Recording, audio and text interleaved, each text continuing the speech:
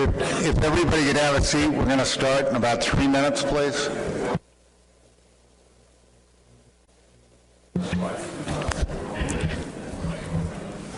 All right, if everybody have a seat, welcome to the Lobster Board meeting. My name is David Borden. I'm the chairman of the board, at least for a short period of time.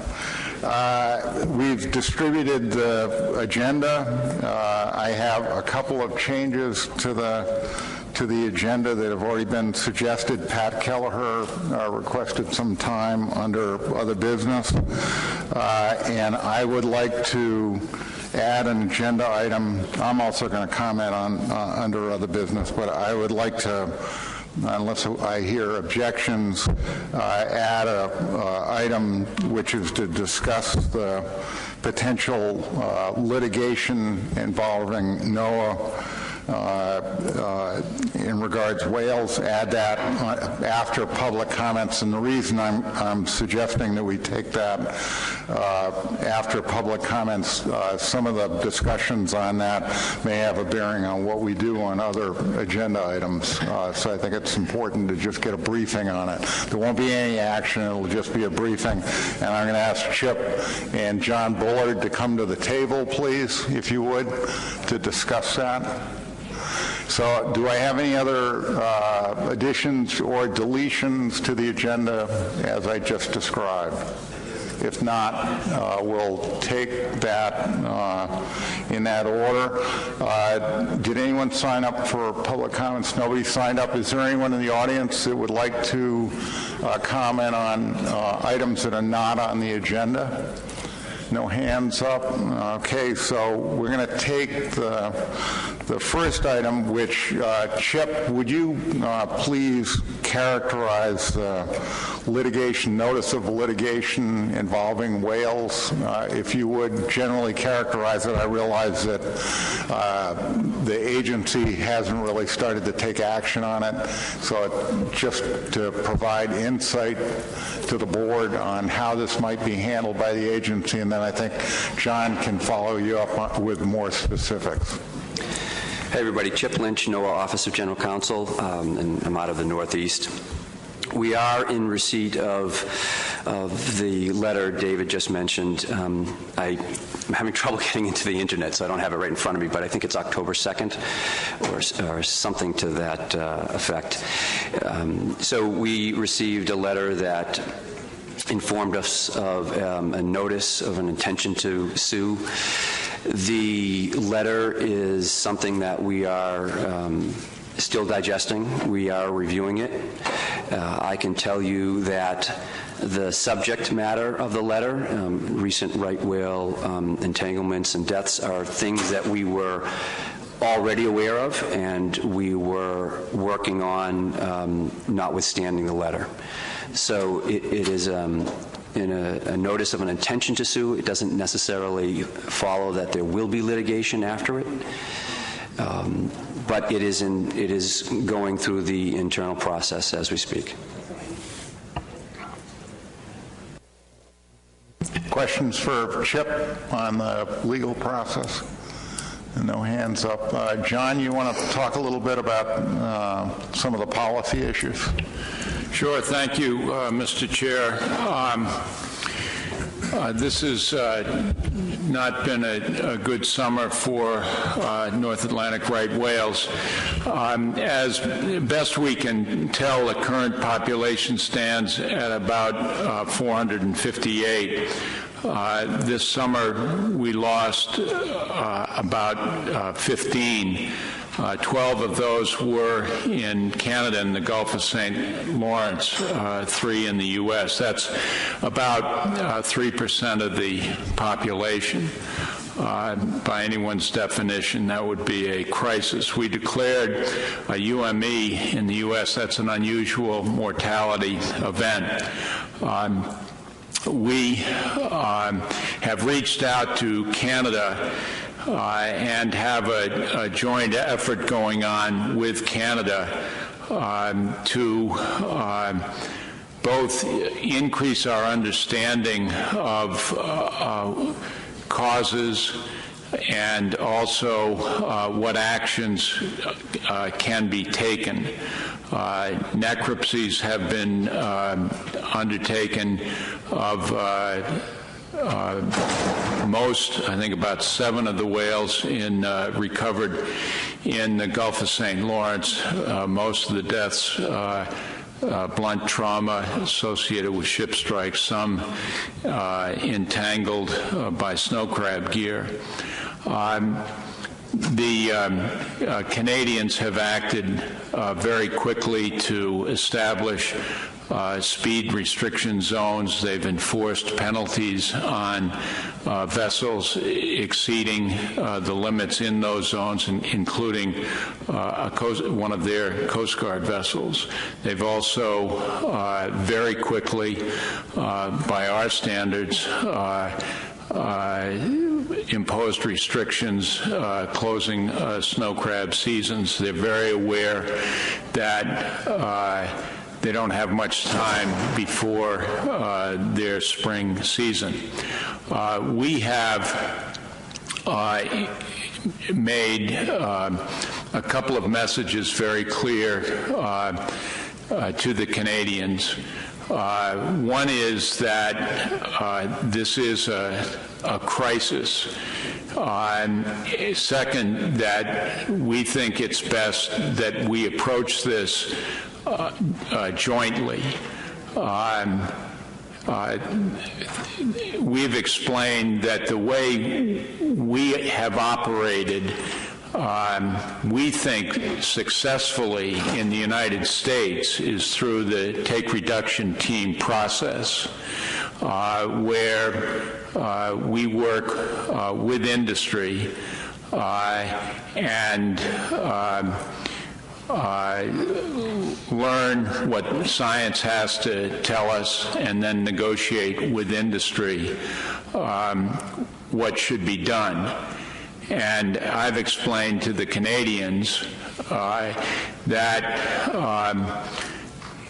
if two things happen, industry will step forward and make significant steps. And the significant steps have been the removal of 30,000 linear miles of line from the paths of whales, and an increase in from about 5,000 square miles to 25,000 square miles of protected areas. Those are significant achievements negotiated through the take reduction team process. The two conditions that I've mentioned to the Canadians that need to be fulfilled are, first, a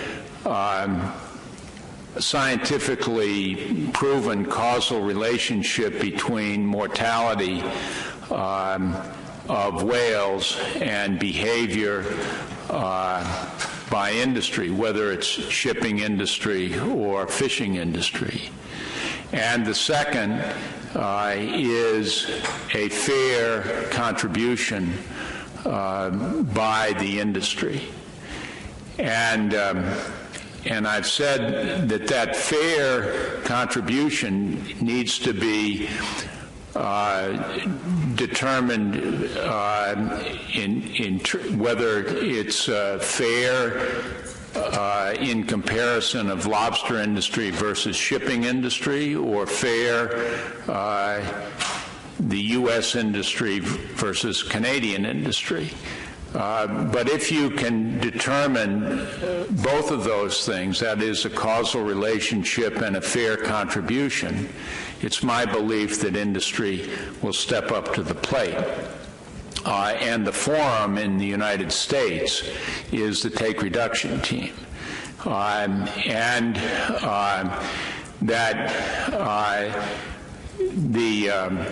Canadians realize that up until now, there have been very few restrictions on Canadian industry, so that it would be very hard to go to the U.S. industry and ask for further, let's say, contributions.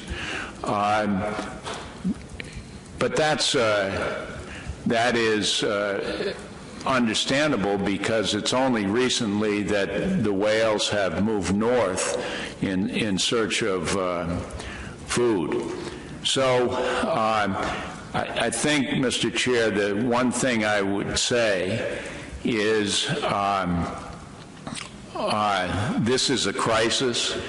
The steps that the industry has taken to date that I've just summarized in if the world were fair, would have continued to lead to the slow population growth that we experienced over the last 10 years, up until about 3 or 4 years ago. But over the last 3, 4, 5 years, this population has unfortunately been in decline, and then we've had this disaster this past summer. So I think, and I'll wrap it up, that Canada recognizes there's a crisis on its hand, and Canada is in the process of taking quick and commensurate actions. And I think that more is going to be required of us as well. And that what form that will take, I'm not sure. Whether it's removal of more vertical lines, or whether it will take the form of looking at the strength of the lines that are already in the water. But I think the best way that's worked for us is through the TRT process, relying on the wisdom of the industry. As this is the Lobster Board, I'm talking about the lobster industry, but I don't want to leave shipping out either. Unless there are questions, thank you, Mr. Chair. Questions for John? Anyone? Pat? Anyone else? Pat? Thank you, Mr. Chairman. Thank you, John. Can you just remind me, has Canada re-engaged with the disentanglement team? They obviously had a tragedy there with the loss of a fisherman trying to disentangle a whale, and I know they suspended activities, as we did, for a time, but did they restart those activities? Yes, Joe Howlett was tragically lost successfully disentangling a whale in July. To my knowledge, they have restarted the disentanglement of all whales except right whales. I don't believe they have restarted the right whale disentanglement. I'd also say that Minister Dominic LeBlanc, who's the Canadian Minister of Fisheries, is meeting with industry in Moncton, New Brunswick, November 9th, to engage with both their shipping industry and their fishing industry. I've spoken to him, and I know he takes a personal interest in this that's very strong. And he's very aware of the need for quick action. So I think they will be engaging with both the shipping and fishing industries very quickly. Anyone else? No hands up. Okay, thank you very much, gentlemen. Okay, so we'll get back on the agenda. We're going to deal with the Southern New England Lobster Working Group recommendations, a report in the document. As you recall, at the last meeting, the board approved the measures, but in the final action did not approve the addendum. So the board basically formed a subcommittee, and you've got a whole series of recommendations, and we'll go through that in a systematic way. But I'd like Megan to introduce the issue, please. Thank Thank you, Mr. Chairman. So as was mentioned at the August board meeting, the board did not approve Addendum 25 for management use, and instead the board created a work group to discuss future management of the stock, particularly in light of climate change. So that work group met via conference call on September 15th, and members included commissioners, TC members, federal representatives, and industry members. Together, the work group has recommended 5 things for board consideration today, and I'll be going through those 5 recommendations. The first is to not reconsider draft Addendum 25.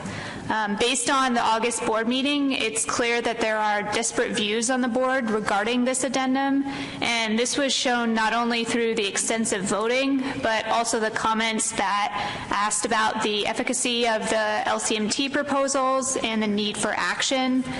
We had some commissioners who felt the addendum did not go far enough, while others thought the action was not needed. Given a 2/3 majority vote from the prevailing side is needed to reconsider the addendum, the work group did not feel that this was a viable option for the board. The second recommendation is to review the goals and objectives by which we manage the Southern New England stock. So there has been concern expressed that that Southern New England stock may not be able to be rebuilt to historic levels, and as a result, the goals and objectives may no longer be applicable. And so the work group is recommending that the board task a subgroup to review these goals and objectives and then report back to the board at a future meeting. The third recommendation is to engage with the Commission's Climate Change Working Group. That work group is developing recommendations on ways to manage stocks that are either negatively or positively being impacted by warming waters. And the work group felt that this might be a good resource for the board, particularly if there is potential to consider Southern New England lobster as a case study.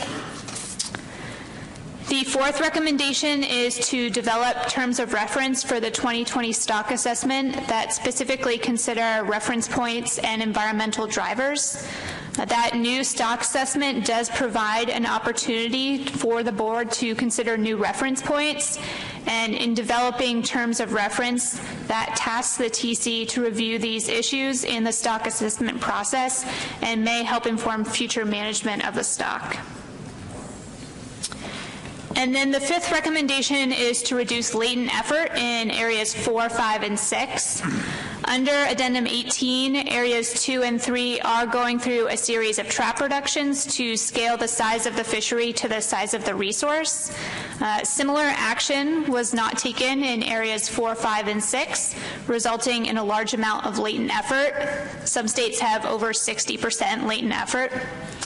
Reactivation of this latent effort would certainly negatively impact the stock, and so the work group is recommending that the board task LCMTs 4, 5, and 6 with developing strategies to reduce latent effort, and then those proposals would be presented to the board at a future meeting. This strategy not only continues progress on this issue, but it also allows the plan development team an opportunity to work on Addenda 26 and 27 before another management document is initiated. And then as a final note, I will say that the work group's discussion did focus on board priorities. So as I mentioned, the board has initiated 2 other addenda, one to address harvester reporting, and we'll be talking about that later today, and then also an addendum to address resiliency in the Gulf of Maine stock. And given there's a fixed amount of time for the plan development team and the TC, it's important for the board to prioritize these tasks. The work group felt that both ongoing addenda are extremely important to the board and noted that the Southern New England stock comprises a very small portion of coastwide landings. Thank you. All right, questions for Megan? Any questions on the report? Okay, seeing no hands up, let me just offer a couple of suggestions here on process. I think the easiest issues for the board to deal with in this order are issue 2, 3, and 4.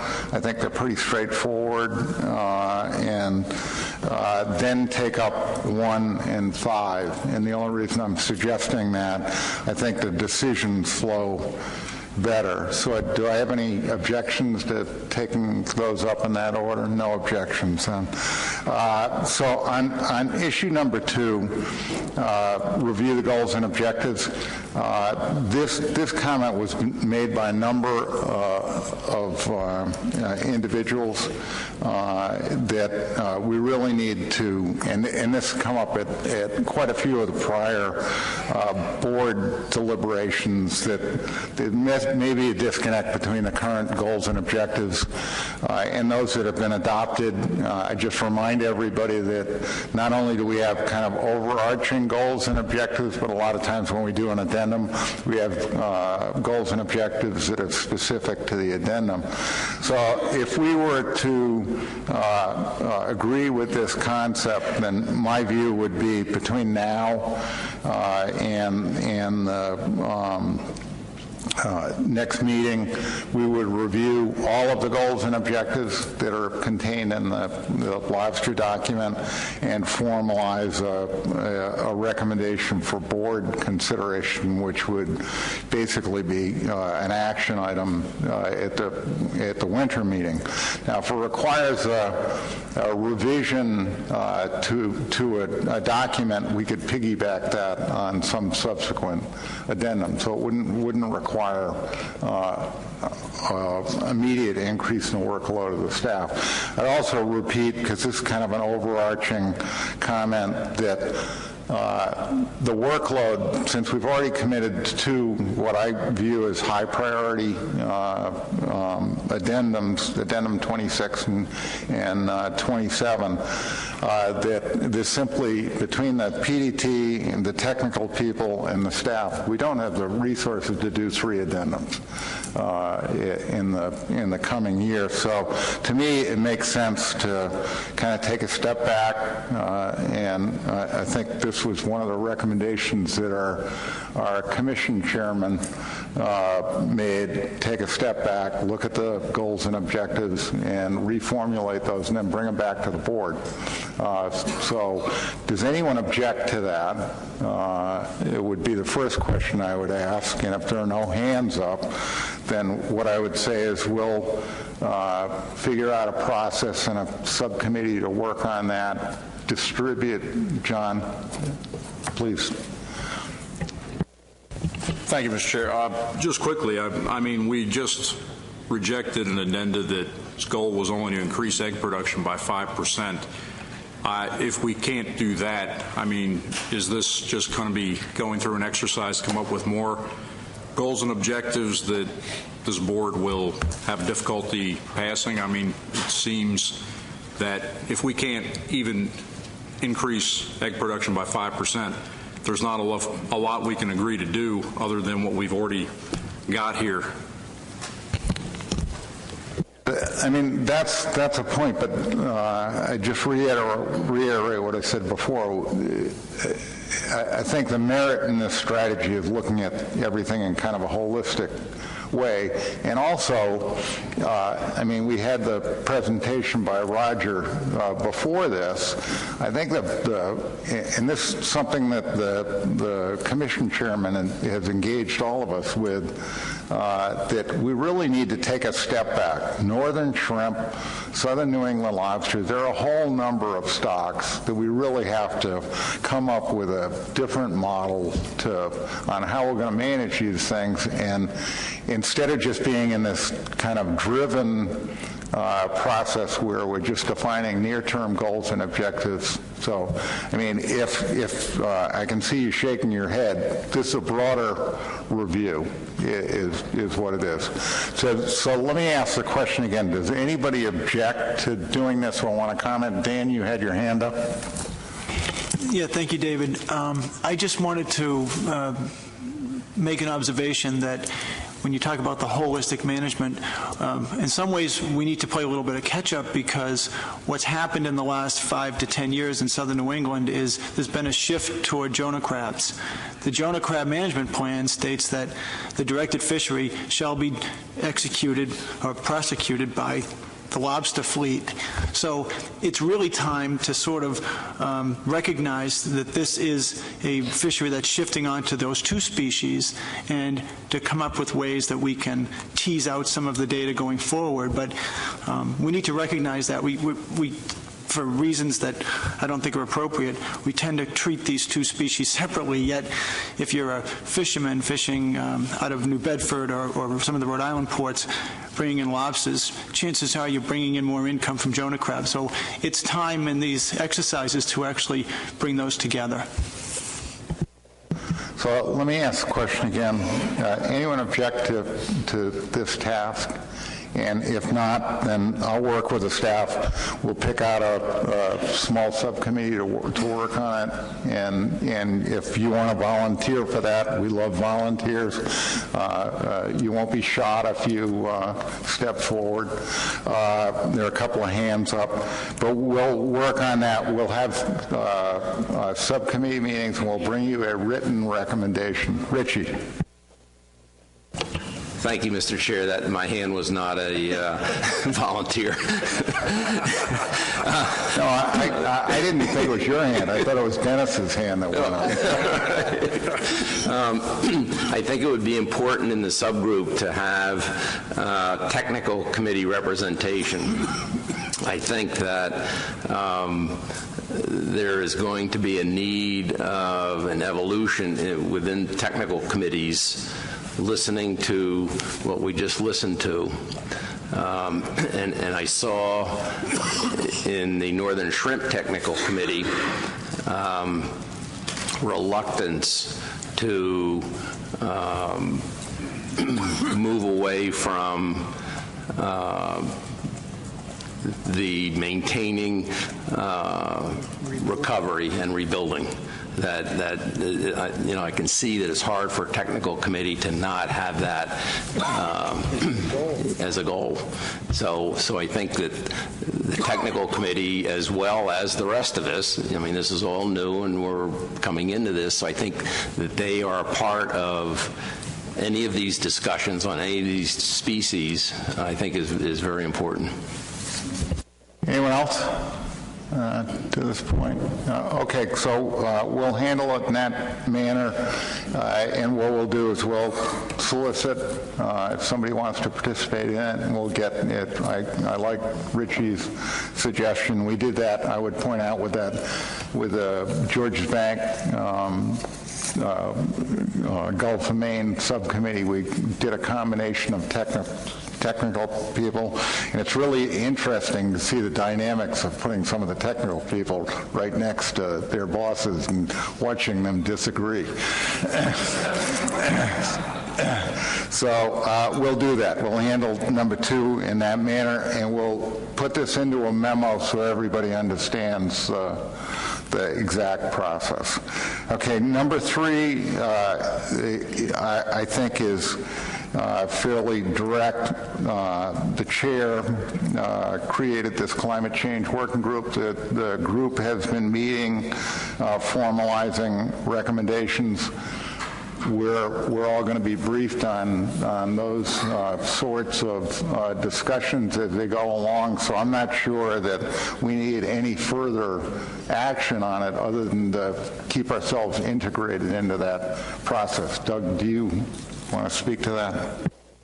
Yeah, we have a document that we're going to give you an overview of at the policy board meeting, where we have a variety of recommendations, sort of a list of options that boards could use to adapt management and also the science to changes in the resource due to environmental changes.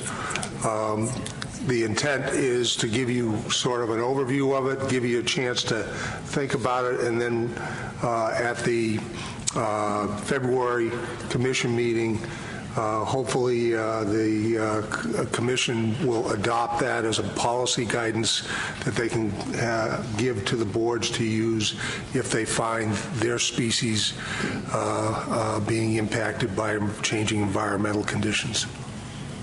All right, any questions for Doug on his statement?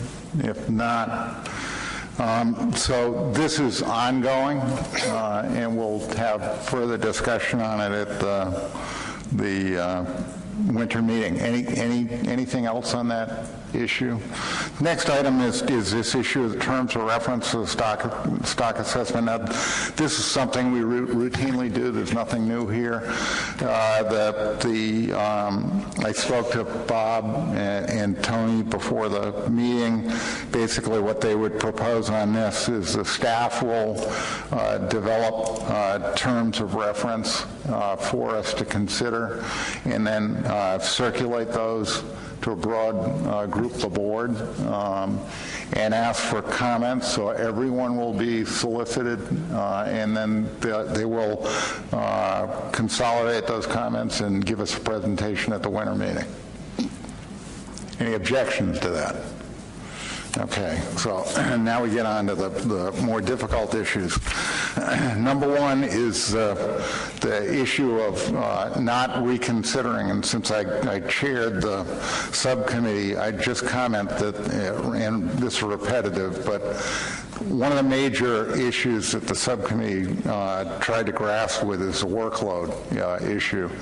And if you look at what was contained in Addendum 25 and where we end up, so in other words, if you compare full adoption of Addendum 25 according to the measures that we approved and not taking action on Addendum 25, there are differences, but they're not significant differences. And this was pointed out by a couple of board members at the last meeting, and John just offered a comment on the 5%. In terms of Area 3, the proposal was basically to cut traps by continue the cut in traps. And I would note, going back to the whale discussion, that has to be a kind of a critical issue in our whale deliberations. If you cut traps, you're going to cut vertical lines. In the last year, if you look at the compliance report, with the combined efforts of NOAA and the commission, the board, we've eliminated 15,000 traps in Area 2 and 3, and that's a significant decline. That area, I would point out, contributes about 70% of the landings to the southern New England stock. So in the area that most of the landings are coming from, there's this ongoing program that, if you look at Area 3 from the start of the trap cuts until now, we'll end up with more than a 50% cut in traps. In Area 2, there will be a 50% cut in traps. The one downside of not taking action on Addendum 25 related to Areas 4, 5, and 6, but they're really minor, and I don't mean this in a disparaging manner. They're really minor players in terms of the stock, and I'd also emphasize that southern New England, if you look at just the lobster stock and what we manage collectively, the southern New England lobster stock right now contributes 2% to the landings that we manage. So we all have to put that in context of workload and other things. So let me ask the question, although I invested a lot of, and Megan invested a lot of personal time in getting that addendum to the state that it got, I think it's a rational decision to just move away from it and focus on Addendum 26 and 27, which I view as higher priorities. But I'm going to defer to the board. If anybody disagrees and they think we should reconsider that addendum, now's the time to speak. So is there anybody at the table that thinks we should reconsider the addendum?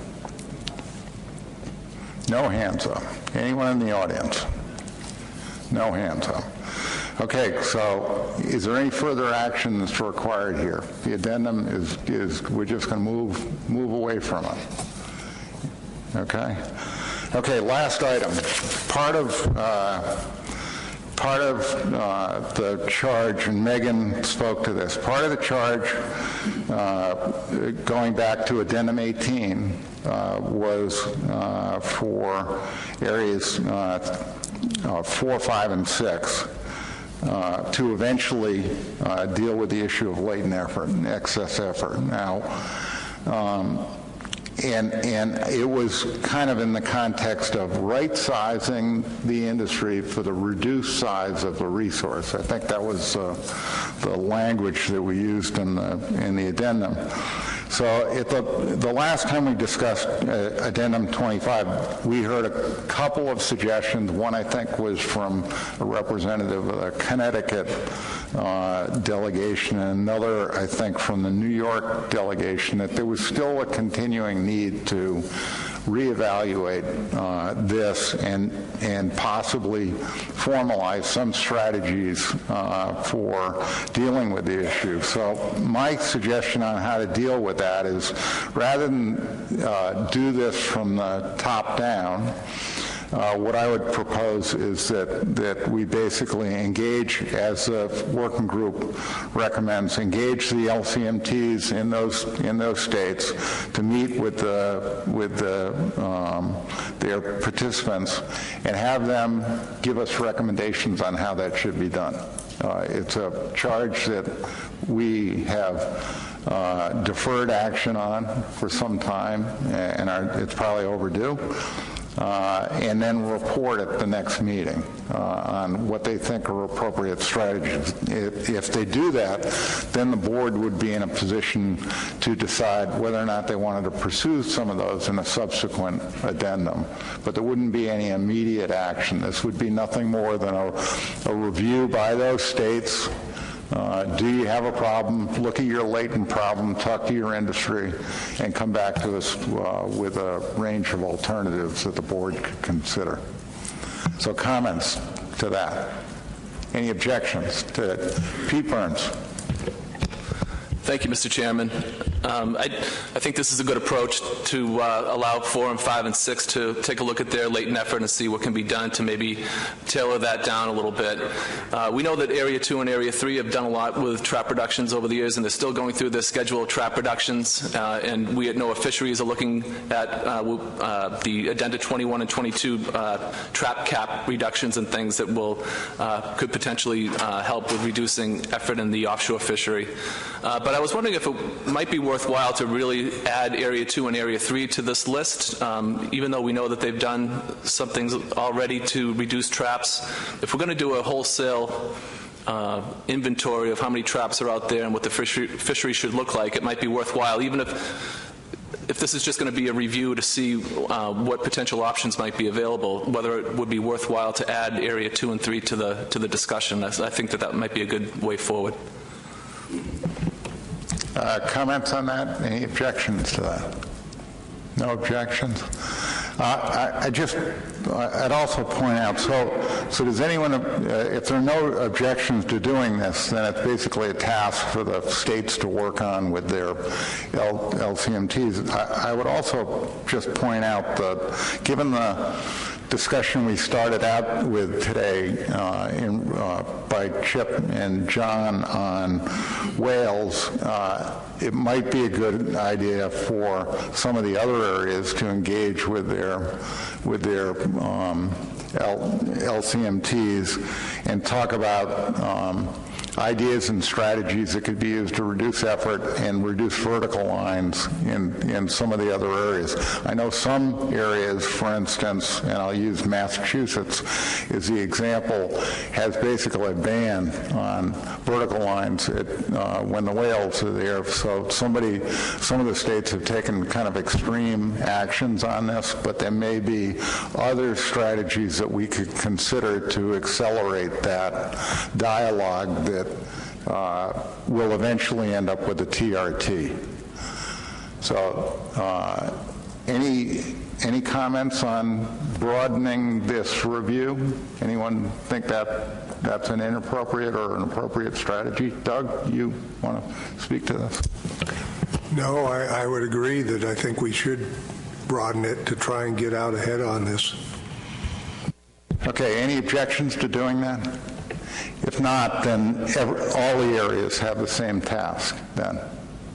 And we'll see where this goes when we get the reports by the areas. But, from my perspective, the industry's been fairly creative and willing to come up with useful strategies, and I think it's a good opportunity for us to listen to them again.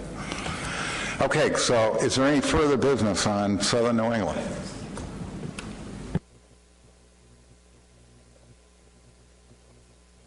All right, so the next issue is the data collection addendum, which is 26.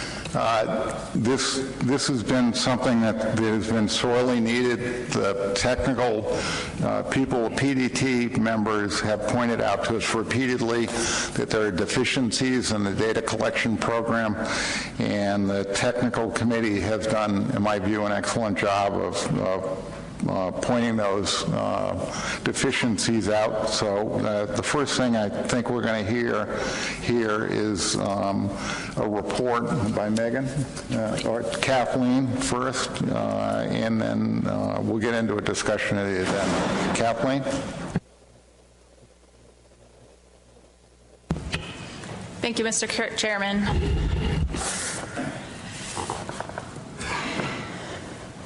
Go down one. So for Addendum 26, the TC was given 2 tasks. The first task was to evaluate harvester reporting. As part of this task, we were asked to assess if the current minimum 10% harvester reporting level is statistically valid. We looked at the benefits and potential improvement of precision with a higher percentage of reporting. And then we make recommendations that could improve harvester reporting. For the second task, we looked at fishery-dependent biosample collection efforts. We were asked to identify gaps in the current monitoring programs and make recommendations to improve fishery-dependent biosampling. Back in 2007, Addendum 10 determined the reporting requirements for the lobster fishery. Since 2008, all states collect 100% trip-level data from dealers. For harvester reporting, all states except Maine require 100% reporting, while Maine has 10% coverage. In Maine, the 10% random selection is stratified by lobster zone and license class, so it is not just a straight 10% of all licenses. License class is based on crew number and age and tends to be a proxy for the size of business. The reports are submitted in paper form.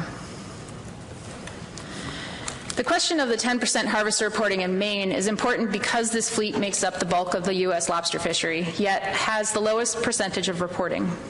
Maine harvests 80% of the total U.S. landings with almost 6,000 commercial licenses and more than 265,000 trips a year.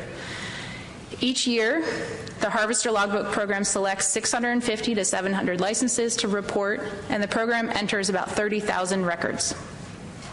There is a high proportion of licenses without landings or latency in some license classes.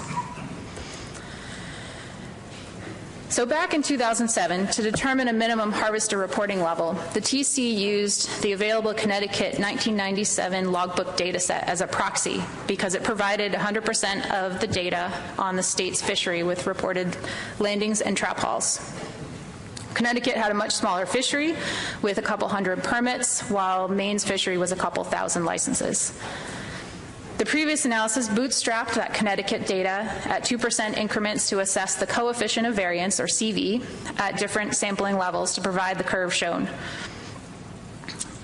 A CV is a measure of variability from the mean and can be used to determine the precision of results. A lower CV means less variation and greater statistical confidence. So using the Connecticut data, the TC recommended sampling at 30% in 2007 to achieve an estimated 20% CV, but the board ultimately required a minimum 10% reporting level in Addendum 10 that could achieve an estimated 30% CV, with expectation that sometime in the future, 100% reporting would be required. Now, 10 years later, we have available state data with 100% coverage, so it provides a useful check on the previous analysis and our current results. This figure shows the CVs for total annual landings by license at increasing levels of sampling from 2 to 50% for 3 states. The original 1997 Connecticut data in black, Massachusetts Area 1 2015 data in blue, and Maine's 2015 data from the 100% dealer reporting data set in red. This is a useful figure to show how the difference in sample size can impact the CVs, where Connecticut has the highest CV with just over 400 license holders, and Maine has the lowest CV with nearly 6,000 license holders. Massachusetts falls in between. So to assess the validity of Maine's 10% harvester logbook coverage, the TC looked at multiple effort metrics, including total annual trips, trap hauls, total soak nights, max traps, total annual landings, and average traps per day. We calculated the CVs for all of these metrics across years from the 10% reporting in Maine and found that the CVs tended to be low and stable across all 6 variables.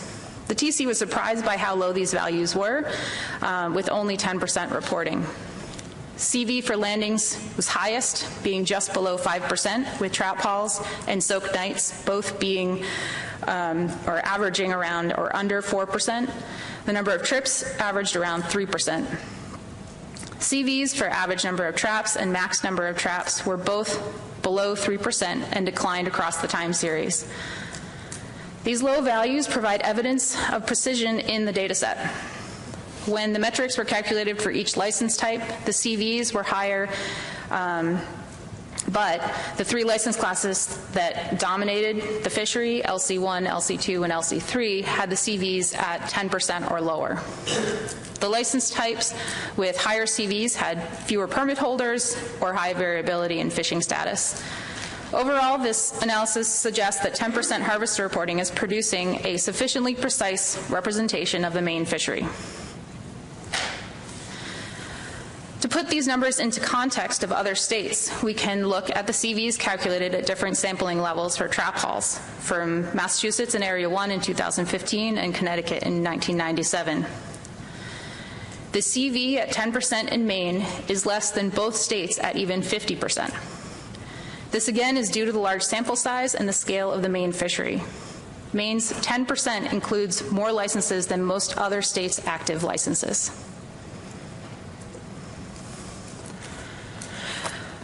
So we further examined the accuracy and precision of the current harvester reporting by comparing estimates of total landings, scaled up from harvester data to dealer landings. This assumes that the dealer data represents the true value in the population. So using the harvester data, we calculated the total landings and 95% confidence intervals for each year and plotted them against the total landings by year as reported in the dealer data.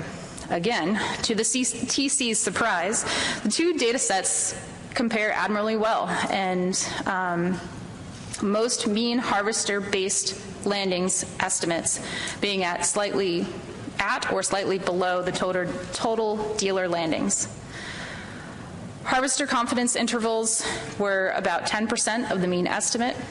Only in 2009 did that estimate for harvester landings not fall on the line with the confidence intervals. And so also the other thing that was noted was that the harvester landings were able to track the increase from 2008 to 2015. Next, the TC evaluated potential benefits of increasing the percentage of harvester reporting in the Maine lobster fishery, particularly looking at the resulting CVs.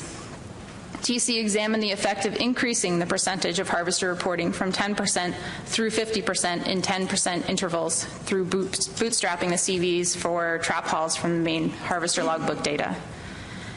Increasing sampling effort decreased trap haul CVs from around 3.5% at 10% proportional reporting to 1.2% at 50% proportional reporting.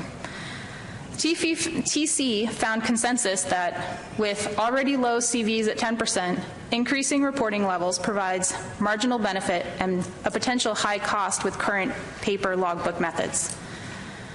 With marginal statistical benefit for increasing the reporting between 10 and 100%, the TC suggests that resources could be better spent developing approaches to electronic reporting that could make 100% coverage feasible and efficient than by increasing the coverage using current methods. The next question the TC tackled was if we could improve the sampling efficiency using the current expended resources. First, we had to evaluate the appropriate stratification factors. We used generalized linear models to determine significant factors that explain deviance in the models and found that license class and status were most important. Surprisingly, zone or the spatial coverage across the state was relatively unimportant for explaining variance in metrics. One problem with harvester reporting stratified by license class is that many licenses are not actively fished in a given year, and thus a portion of the harvester reporting resources are being assigned to such latent licenses. Sampling of latent licenses occurs because vessels are selected for reporting in the coming year based on the license type they purchased in the previous year, thus incurring a 2-year lag between the basis for selection and actual reporting. We looked at the patterns of latent licenses. We found that annually about 25% are latent, and that's stable over time, but the status in the selection year cannot always predict the activity in the reporting year. A certain proportion of each license class and status changed between active and latent between their selection and reporting year, and it was different for different license classes. I know you can't really read the axes on here, so to give you an example, click. On average, for LC3 licenses, those are the biggest businesses, that were latent in the selection year, 50% became active in their reporting year 2 years later. For LC1, they had less than 25% activation, so it is different for different license classes. With the knowledge of the important factors of license type and activity status, we can improve sampling efficiency and precision of the harvester reporting program in Maine with current resources. Or can we do that? So with the large number of latent permits being sampled, particularly for LC1, we determined that efficiency in harvester reporting could be gained by taking a vessel's history of status, active or latent, into account when selecting vessels for coming years. To address the different patterns within the stratification using license class and status, we explored an optimal allocation approach rather than a proportional one. We created a function that balances the variability, the cost, and population size within each strata and calculated an optimal allocation for each effort metric. This could decrease the number of vessels required to report, but it would increase the amount of useful data from the active portion of the fishery.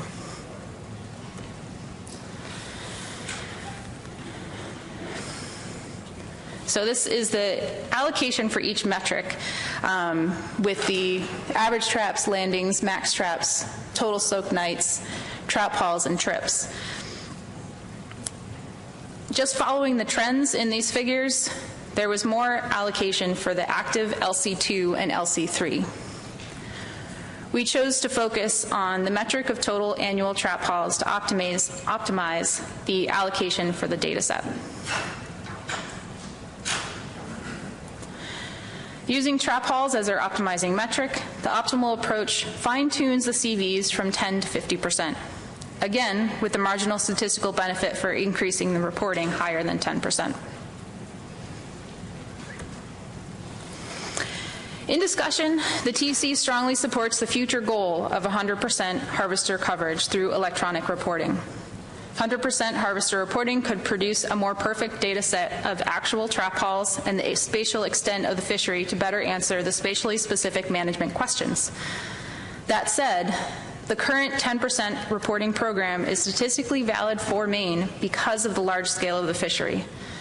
There is marginal benefit of increasing coverage between 10 and 100% considering the size of the fleet and the high cost of submitting on paper reports and the associated data entry. Until electronic reporting is developed, the current proportional method can be fine-tuned using an optimized sampling approach.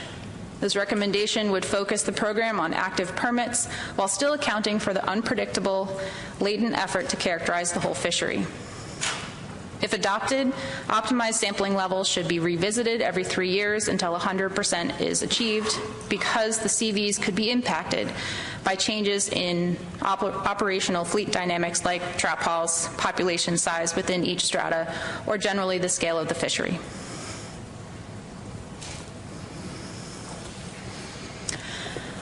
So, moving on to the second task, the TC evaluated the current fishery-dependent biosampling programs.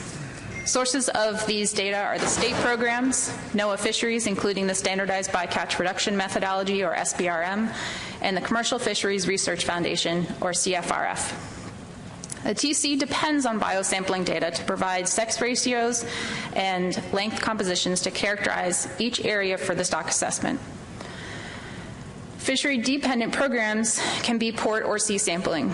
Sea sampling is typically preferred because it includes data on both the harvested and discarded portions of the catch, while port sampling often is the most feasible because it is land-based, but only provides information about the harvested catch. In the past, the TC has applied a standard of requiring at least 3 samples from each statistical area, quarter, and year to have adequate coverage. The problem is that, historically, regions of the lobster fishery have not achieved this minimum sampling standard, leading to gaps in the biosample data, especially offshore, in southern New England, and in the winter months. Past stock assessments have required gap filling or borrowing data from adjacent statistical areas, quarters, or years, increasing uncertainty in the models and results. Sea sampling is preferred, but, as I said, logistically difficult offshore and during the winter, and can be costly compared to port sampling. The TC evaluated the available data in 2015 and 16. Have to apologize here. Some of the maps in your briefing materials are incorrect and need to be revised. Megan tells me these will be corrected in the final meeting documents that will be posted online. But these maps are correct. So this figure shows maps of the statistical areas where the stock assessment uses data. Each window is a quarter from summer, fall, winter, and spring, and the white areas are ones where we have the standard 3 samples per statistical area and quarter in both of the past 2 years. The areas with color are where we are missing the standard 3 samples, and the color scale indicates the level of landings in thousands of pounds for each area. Warmer colors are more landings that are unrepresented in the biosamples. As expected, the best available coverage comes with the combined port and sea sampling from all sources. The inshore areas are well covered by existing, mostly state programs, but there are a number of offshore and southern New England statistical areas with data gaps, especially in the winter. Because of the importance of characterizing the discarded portion of the catch, we also looked at the available sea sampling only data and found the coverage decreases further in some offshore areas. In the past 2 years, we actually had more sampling effort than available previously because of NOAA's SBRM program increasing the priority to look at bycatch in the lobster fishery. So they increased their number of trips, and the Commercial Fisheries Research Foundation collaborating with fishermen to collect data. Both of these programs are dependent, highly dependent on funding, in such that the SBRM did a large amount of sampling in 2015 and almost none in 2016. Without these efforts, the offshore areas have very little coverage, as you can see in the right figure. It's almost all colored.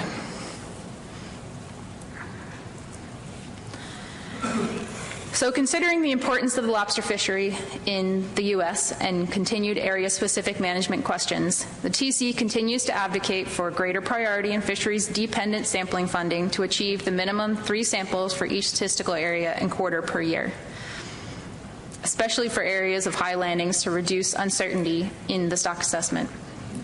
Sea sampling data is preferred, but port sampling is acceptable if nothing else is available. We recommend that NOAA Fisheries implement a lobster biosampling program that increases coverage offshore. This program should be independent of SBRM, stratified by statistical area, and coordinated with other state and federal programs to avoid overlap and increase efficiency.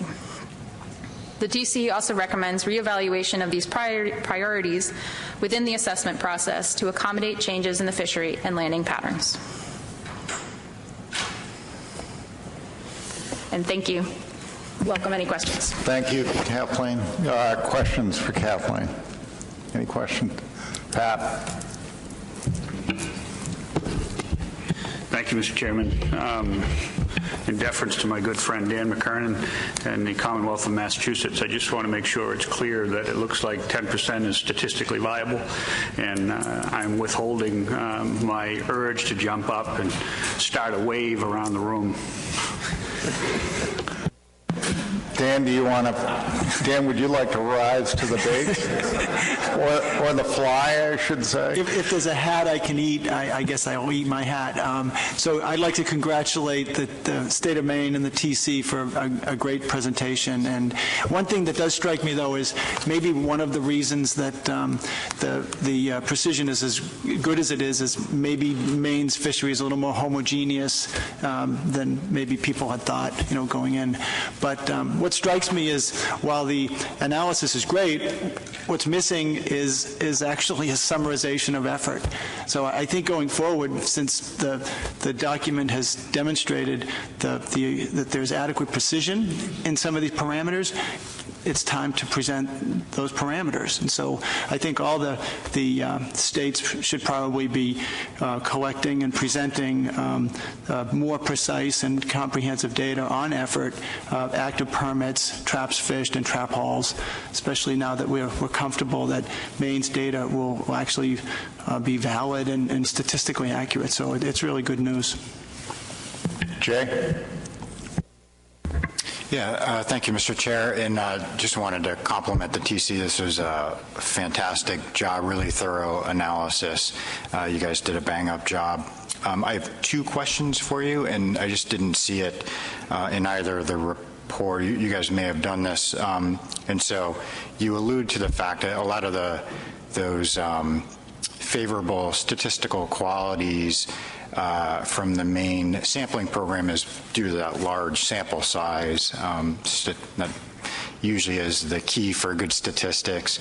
And so I wondered, and you sort of showed this as that, and so I hope that sample size stays high forever, just to make sure that's clear. But I wondered if, did you guys talk about maybe some criteria where that, if that sample size decreases, presumably the CVs would decay, at some rate. And so did you guys talk about some criteria of where that 10% might not be valid anymore, like what that sample size needs to stay at? And then I have a second question, Mr. Chair, that's somewhat related once Kathleen answered. Do you want to respond to that? And then I'll come back to you, Jay, for a second question. Yes, the scale of fishery is something that we discussed a lot, and that was one of the reasons for the recommendation to revisit every 3 years because of potential change of scale of the fishery, but also we noticed that there were dynamics between the licensed classes that were shifting over time, even over the period of time that we were evaluating. So it is important to look at that over time. Jason? Yeah, and then, so thank you. That makes a lot of sense. And then just to follow on, so the CVs are small, but the fishery is big, and so I wondered if you also investigated, while it might be a small proportional change, did you guys investigate, so if it was the high end of that 0.02, is that a lot of landings to the point where it's impactful potentially to the stock assessment? And so the CV represents the uncertainty, so if you're at the high end of that uncertainty, given the magnitude of the fishery, while the proportion is small, the magnitude might be high. Is it high enough to have an impact to potentially stock assessment outputs, things like that? I would point to the slide that compares the harvester landings expanded up to the dealer landings, and that it does represent, if we consider the dealer landings as true, the harvester landings, when you expand it and scale it up to the whole fishery, can represent the total. And I think every year except for one fell within the 95% confidence interval. So I think that we feel pretty confident that, especially looking at it, that it was able to go with the increase of landings between 2008 and 2015. If it was able to track those increases just with harvester reports, we feel confident that we'd be able to track changes. Thank you, Kathleen. Any other questions for Kathleen? Pat? Thank you, Mr. Chairman. Kathleen, that was a great presentation, aside from my giddiness over the 10%. And Jay, I'm not going to move for a 5% sample size either. So I do, Mr. Chairman, want to point out the comment by the TC in regards to the cost benefit of going to 100%, and still their desire to go to 100% reporting, but electronically, is a really important one here, and one that the board should not just glance over, because I think we have a situation here both from a science perspective, but also from an enforcement perspective that we shouldn't lose sight of. And the idea of going in the direction of electronic reporting that can both be, from a harvester perspective, a dealer perspective, and from an enforcement perspective, can't be lost. And we need to, I think, highlight that and have a much higher focus on those items. The paper, going to 100% for the state of Maine from a paper exercise was about $500,000 a year. Let's try to find a way to reinvest those type of dollars and move forward with a strong electronic component. Anyone else? Ray. Yes, thank you, Mr. Chairman. Thank you for the great TC report, and make reference to Pat's statement. That was going to be my question. Did the TC put a time frame on electronic monitoring when they would like to see it, in fact, in play? We did not put a timeline on it. I think we know that Maine is looking at electronic reporting, and the addendum also looks at electronic reporting and trying to push that. It's when it's feasible and can produce accurate reports, I think, but we do not have a timeline. Thank you. Anyone else? Jay, and then Dan. Just quick on the tail end of the presentation there, and this is probably more of a comment than a question, but I noted, in the TC's recommendations on that biosampling, one of your recommendations was for NOAA to increase some of that sea sampling. And I just wanted to make the comment, I think the other thing your presentation showed was the value of that industry collaborative information, and so that should be a part of that investigation. I think that might be a cost-effective way. Maybe that can be expanded as well, or in lieu of, probably not in lieu of, but as well. And so I just didn't want to lose that point. I think, that CFRF, industry collaborative collected information, those guys are out there. If they're willing to collect information for us, we should take them up on that offer. And so I just wanted to make sure we didn't lose that point. Thank you. Kathleen, to that point? I think that was actually something we looked over. We should have said, make sure that there is funding for those industry collaborative efforts, because that data is definitely very useful and it's collected in a cost-efficient way. Dan. Yes, thanks, David. And I'd like to, again, agree with Pat Kelleher about the need to get to that next generation of technology for purposes of collecting fishery data, and that would be a great outcome. My question to you is, if I were to ask for support to include in future plan review reports effort statistics, would it be later in the meeting when we're going to review that report, or would it be now? Later. Okay, thank you. Anyone else on this segment of the report? If not, we're going to move on to Megan's report.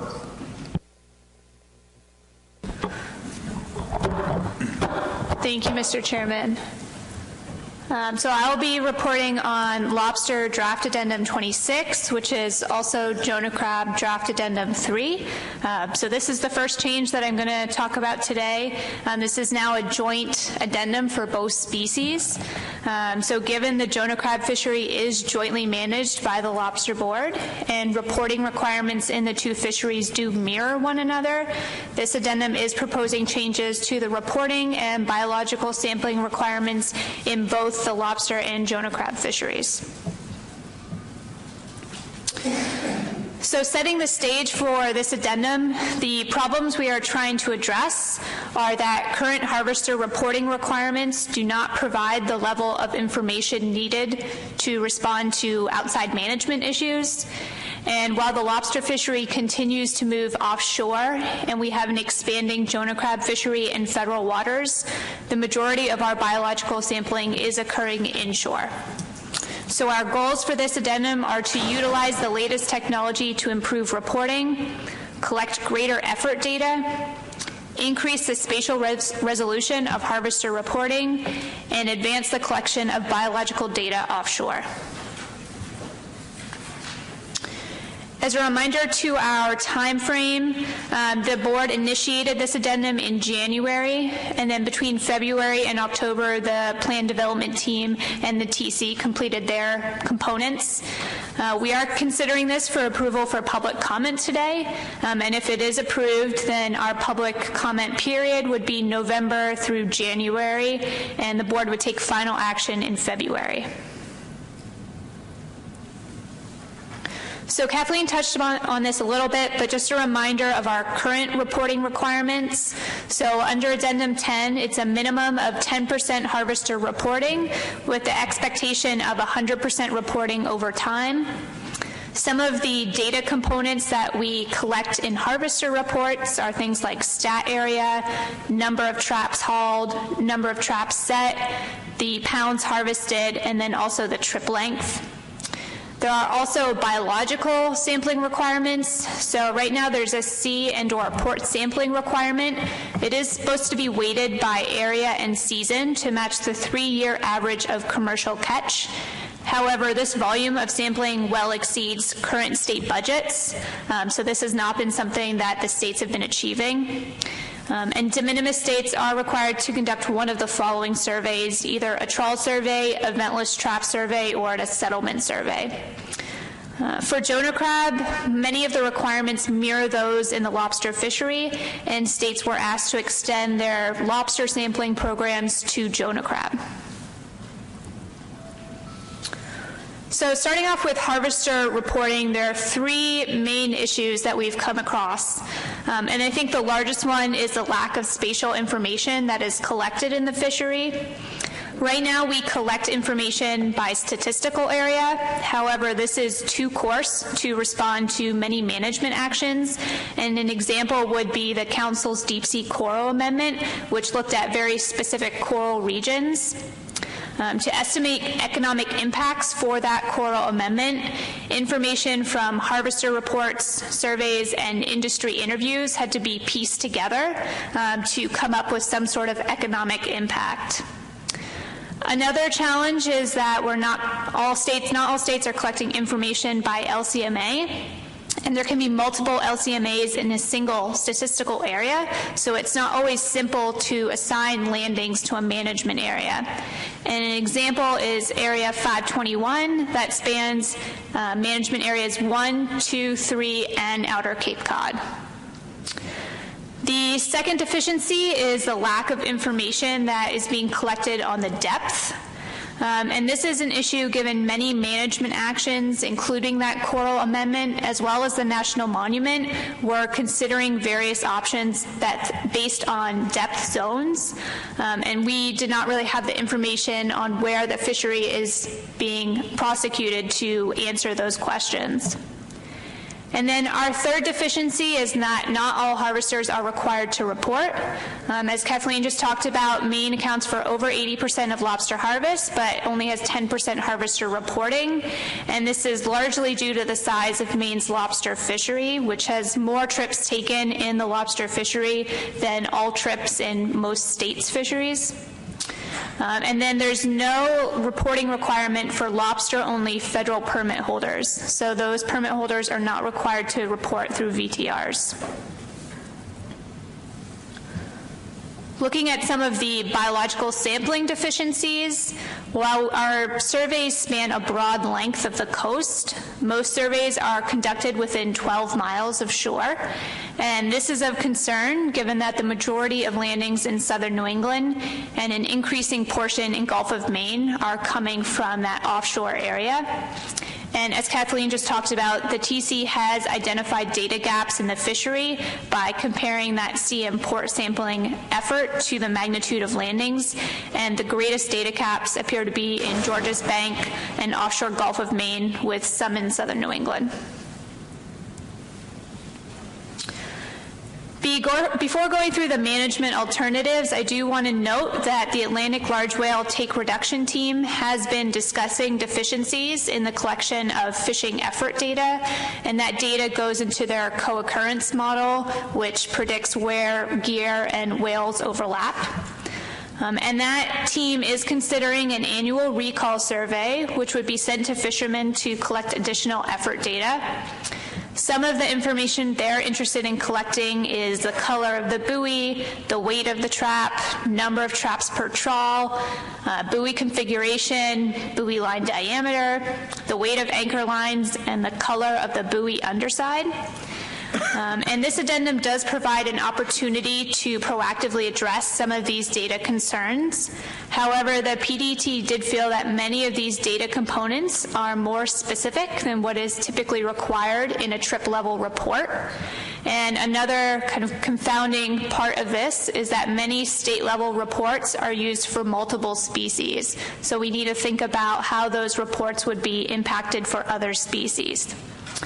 I raise this to the board to note that there are management alternatives in this document which add some of these data components to trip reports. However, there is not an option which adds all of these data components to a trip report. There is an ability to collaborate on this issue, and I think that collaboration potential increases with electronic reporting. So that's something that could be discussed down the road. All right, so we'll go into the management issues and alternatives. Our first issue asks what the percentage of harvester reporting should be in the lobster fishery. Option A is status quo, so we would maintain that minimum 10% reporting requirement with the expectation of 100% reporting over time. And states with a higher level of reporting would be required to maintain that higher percentage. Option B, states maintain their current reporting effort. So if a state is at 100% reporting, they maintain that percentage. If a state is at less than 100% reporting, then they maintain that current level of effort, but distribute through an optimal allocation, and that's what Kathleen was talking about in the TC report. There is an expectation of 100% reporting over time through the use of electronic reporting for option B. And then option C is 100% harvester reporting, so all states are required to implement 100% reporting, and if a state is not at that percentage right now, it can be phased in over 5 years. The addendum does highly encourage electronic reporting, and this has been supported both by the PDT and the TC. Some advantages of electronic reporting are that it's a cost-effective method to increase the reporting percentage, and it also provides flexibility to collect expanded data elements, and specifically here for that take reduction team, that could be important. The addendum recommends that states use the safest application eTrips or eTrips Mobile. This can be implemented at little to no cost to states. It is approved by GARFO for EVTRs, and there is a well-established relationship between ACCSP and ASMFC. The addendum does allow states to use a different electronic reporting platform, but it must be API compatible, which basically means that the data can be consolidated with other sources. If a state was interested in a different platform, then they would submit a proposal to the board demonstrating that that platform meets the reporting requirements in this addendum and can accommodate the scale of the fishery. This is issue 2, and it's asking what data components that we should be collecting in harvester reports. So under option A, it's status quo. So we would continue to collect information on things like the stat area, the number of traps hauled, the number of traps set, the pounds, and the trip length. Under option B, we would expand those data elements. So we would include depth, bait type, which will give us a bit of economic information on this fishery, and soak time. I will note that states are collecting soak time information now, so option B would codify that ongoing practice. And then option C specifically is asking about gear configuration elements. Again, this is addressing some of those take reduction team data needs. So we would add number of traps per trawl and number of buoy lines. And I will note that options B and C are not mutually exclusive. So the board could choose to implement both options B and C here. And then issue 3 asks about the spatial resolution at which we collect data. There are 5 options here. Option A is status quo, so we would continue to collect information by stat area.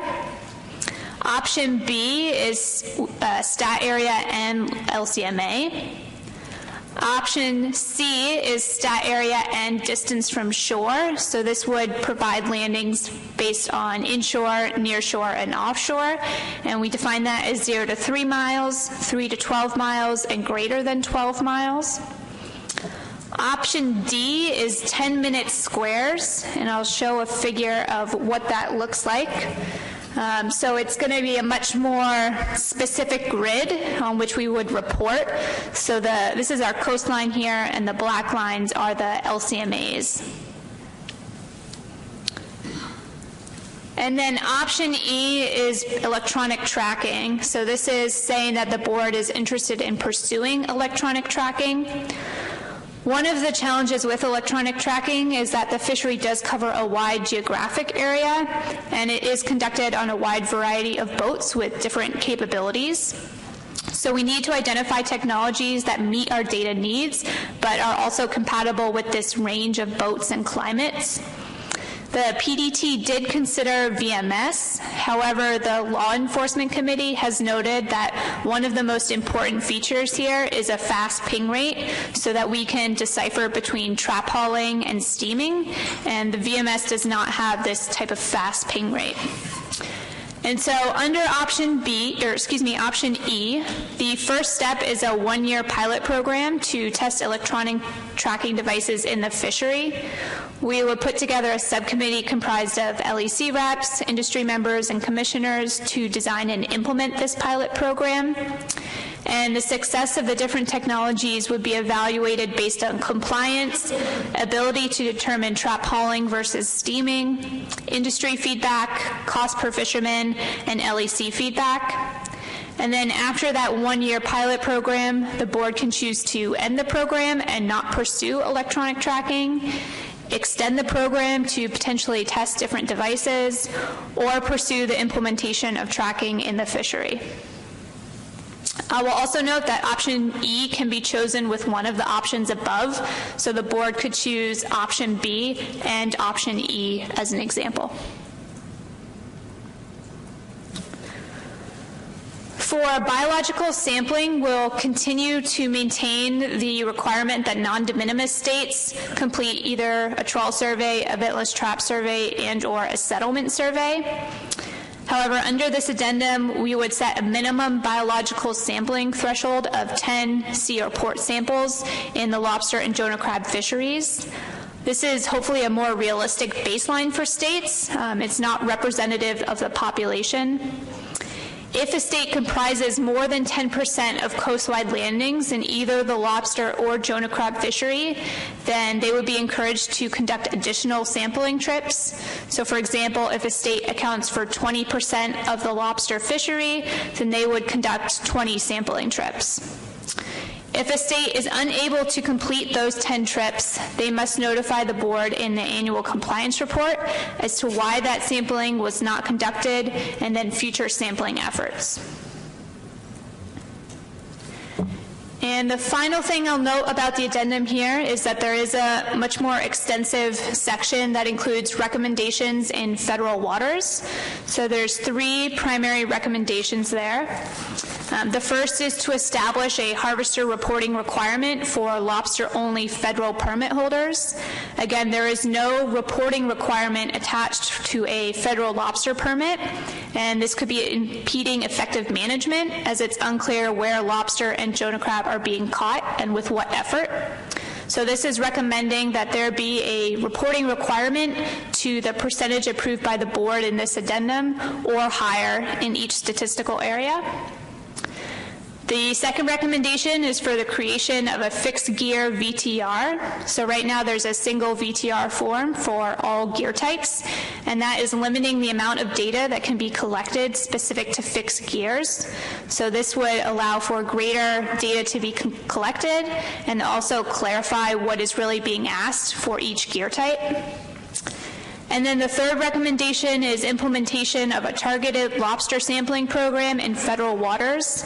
Again, we've seen increased harvest and effort offshore, and so based on the TC report, there is a sampling program that's recommended in federal waters, and that is included in Appendix 3 of the addendum. And with that, I will take any questions. All right, questions for Megan, and before I take hands up, I just note that this is kind of the first time you've seen this addendum. There are requirements for states to take additional action, which are going to require more resources. So I just urge everybody to factor that into your thinking. I mean, the paths forward, from my perspective, are we take action today or amend this in some manner, take actions on it. If there's a desire on the part of the board members to modify it, we could ask the PDT to modify it and bring it back at the next meeting. And the third path forward is kind of modify it and do a final approval at the winter meeting. So first, let's start with questions. Dan. Thank you. Will the proposed reporting system allow the fishermen to delineate target species, for example, Jonah versus lobster, even when the trap is the same?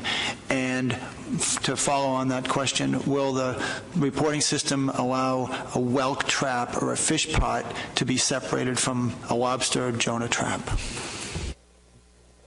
Megan? So the addendum does not require, or there's no question that asks what is your targeted species at this point as a data component, so we can add that if you're interested. In terms of the other, like a whelk trap, I think that might fall as to what your state's reporting requirements are for the whelk fishery. I mean, these would be specific to people with a lobster permit. So if a whelk fisherman had a lobster permit, then I think they would be impacted by this, but otherwise not. But I'm not sure how your state reporting or your state permitting works.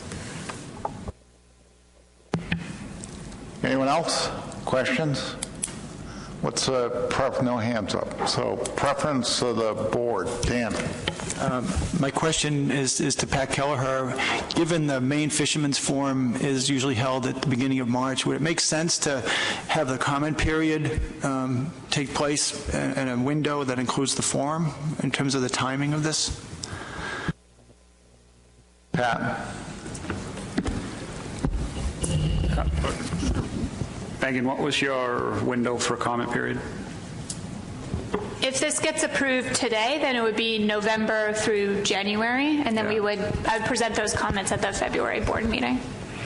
Yeah, I think for this particular issue, if we were talking about trap reductions, I would probably agree with that, Dan. But I mean, for this particular issue, I think we would probably only hold a couple different meetings within the state of Maine, and doing it in that time frame works. Tony? I was just going to say you can extend it for as long as you want and have it as open for as long as you want. So, but with Pat's answer, it doesn't matter. Any other questions? So what's, Doug, I'll get your name correct. No, it's not a question. I just had a suggestion for another sub-option to consider whenever you're ready for it, Mr. Chair. Go ahead, please. So one of the issues we've dealt with in New Hampshire is we have a core level of full-time fishermen that are very active in this, and then we have a lot of part-timers. And we do have 100% mandatory reporting of all our commercial and recreational harvesters, but we don't have it to the trip level except for these full-time harvesters. The other ones are a monthly summarized reporting system. So we're getting the landings, but not the specific detail. So what I'd like to offer is a sub-option for consideration in this addendum is a sub-option under option C, if perchance we were to go down the road of 100% harvester reporting. I'd like to move to add a sub-option under issue 1, option C, that would allow commercial harvesters with less than 1,000 pounds of landings in the previous year to report monthly summarized landing data instead of trip level data. And in case I did email this to both Megan and Max if they have access to their email, and if you'd like me to read it again. If I can get a second. Do we have a second to the motion? Second. Seconded by Pat Kelleher. So just to follow up, just to, if I might, Mr. Chair, is what we've found with us going down this road is 31% of our licensed commercial harvesters report trip level data, and that accounts for 94% of our total landings. And so this remaining 69%, which are these very part-time people that land less than 1,000 pounds per year, account for 6% of our landings. So this has helped us manage this, get very high resolution data, trip level data on the fishermen that account for 94% of our landings, and then we get the landings data on our the remainder of them. Questions or comments on the motion? Eric. Thank you, Mr. Chairman. 1,000 pounds of what? Lobsters. Okay, let's probably say that, because if it's 1,000 pounds of everything, you might have a problem. Any other comments on it? Dan. Doug, is it your assumption that 1,000 pounds of lobsters represents all of the commercial activity of that permit holder, and that there isn't other data that you would want to be collecting on some of the other fishing activities? Explain to me what you mean by other fishing activities, because if they're, for example, people that are also gill netting for other species within our waters, that's covered under a different permit. if they're harvesting urchins or scallops or any other state. I don't know all the intricacies of your fleets and the levels of activity, but in Massachusetts we could have someone who's almost a full-time commercial fisherman weighing less than 1,000 pounds of lobsters, but we still want that data collection at trip level. Again, if it goes to other species, that's another, if they're federally permitted, clearly they're required to fill out their other species, like if they had a scallop permit, they'd be required to fish that. If they're fishing exclusively within state waters, we have a harvester report, so they would have to fill out that separately. So we do have those covered, and we also have the ability to validate whether they have landed less than 100 pounds in the previous year by looking at the dealer data. Pat? Thank you, Mr. Chairman. I certainly don't have a problem with adding this to the document. I bumped this off to staff real quick just to try to get a quick read on it, and one of the comments I got back was that it may need to be a 2-year lag and not a 1-year lag, but I think those are conversations we can have after we get into it. And I also believe that the optimized approach may get to this within the document as a way to look at it, but I do support it going into the document. Okay, any other discussion questions on it? Is there any objection to the motion? No objection. The motion stands approved by unanimous consent. Okay, anything else on this? So what's your preference? You want to have a motion to approve this for public hearing process as modified by the discussion today, or do we want to deal with it at the winter meeting? What's the preference? Pat? I would move, Mr. Chairman, that we, I don't know if you have something, move to adopt the lobster draft management addendum 3 for public comment as amended. As modified by the discussion today. Correct. Dennis Abbott, second. Discussion. Any objections to the motion? No objections. The motion stands approved by unanimous consent. Dan.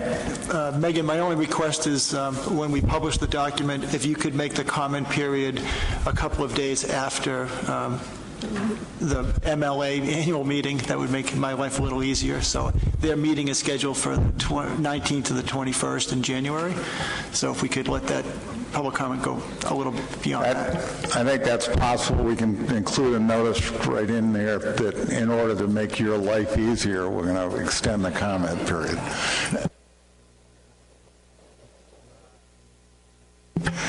All right, so we get a few more items on the agenda. That concludes this. Okay, so the next item is item 6, which is the issue of state-federal consistencies. We had a postponed motion that will go on the table, but before I declare that on the table, what I would like to do is have Megan just remind us of where this has been. There have been discussions by some of the individuals around the table that have slightly different opinions on what to do, but I think they've crafted a substitute motion that we can deal with. Megan. Thank you, Mr. Chairman. So just a reminder, this is in regard to the Area 4 season closure. We had received a letter from New York and New Jersey asking that the different regulations in state and federal waters be addressed, specifically the application of the most restrictive rule and the requirement that traps come out of the water in federal waters. So if Max can go, thank you. This was the motion that was made at the August board meeting, and then it was postponed. I think everyone has had a chance to discuss it, so I'll open up the floor for a substitute motion. Jim? Thank you, Mr. Chairman. Are you clairvoyant? You knew it was coming to me, huh? We've had some discussions with the with NOAA Fisheries, particularly Pete Burns, and The first part of this motion actually is not allowed by the service, so essentially we couldn't do that motion and still be consistent with what the feds are doing. However, with those discussions, there's conservation equivalent measures that we consider for Area 4. So to address that, we're going to go outside of the meeting and have meetings with New Jersey and the feds to come up with some of those measures to try to address that first point. And then secondly, that one is, the second point is allowed under the federal rules, but we'd have to do some regulatory changes. So I think the solution we've come up with is a substitute motion, and Megan, if you could put that up. Just before you do that, Jim, let me declare that the motion is on the floor, and if someone would like to make a substitute motion, which Jim is going to make, he can do that. Okay. So do you want me to read it first and get a second, or how do you want to do this?